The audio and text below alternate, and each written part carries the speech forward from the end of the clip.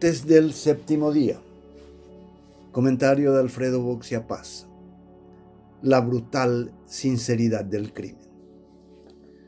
Es notable el impacto que adquiere el mensaje cuando el relato de un delito proviene del propio autor del mismo, no como una confesión forzada, sino en una comunicación privada o reservada.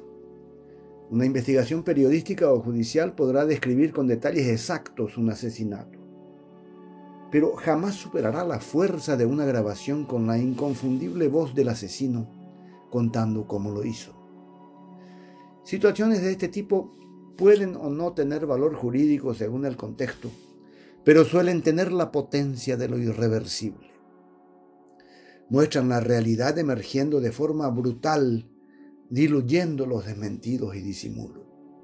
¿Cómo hacerlo si allí está tu firma, tu voz, tu imagen o tu teléfono? Es indispensable que el involucrado se crea impune. Debe haber escrito o hablado con la seguridad de que nada de ello saldría jamás a la luz pública, lo que no sucede casi nunca. Por eso, cuando ocurre un escape accidental, los efectos son devastadores y potencian una indignación colectiva. A veces, las revelaciones ni siquiera son sorprendentes. Se trata de ilícitos sospechados desde hace años. Todos sabían, aunque solo a través de rumores o suposiciones. Todo cambia cuando es el propio delincuente el que comenta con tranquila sinceridad su manera de actuar.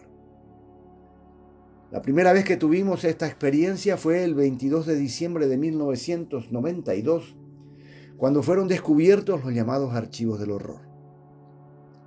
Se trataba del más importante acervo documental de la época represiva encontrado en Sudamérica. Había allí miles de informes de la policía política de Stroessner que nos permitieron entender mucho mejor nuestro doloroso pasado reciente.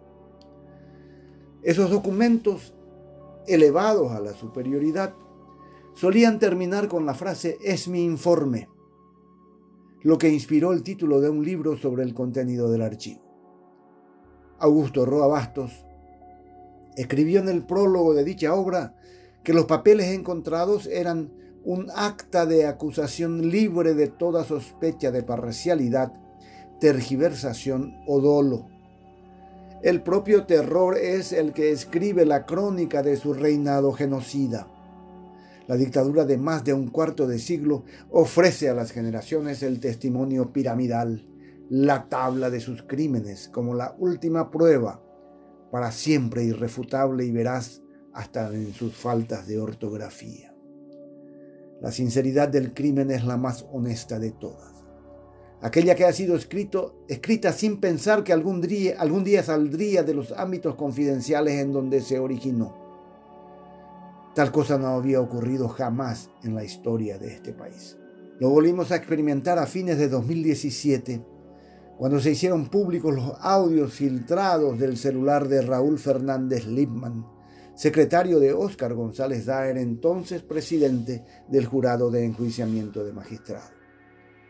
Una pestilente cloaca de negociados y arreglos turbios entre jueces, fiscales y políticos asombró a una ciudadanía que siempre sospechó que todo eso existía, pero que no esperaba confirmarlo de este modo.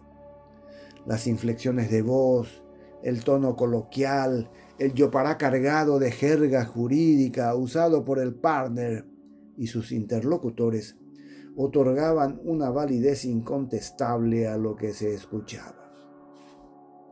El escándalo fue tan grande que liquidó el itinerario político del temible Óscar González Daer, quien fue el primer político paraguayo en perder su investidura parlamentaria por tráfico de influencias.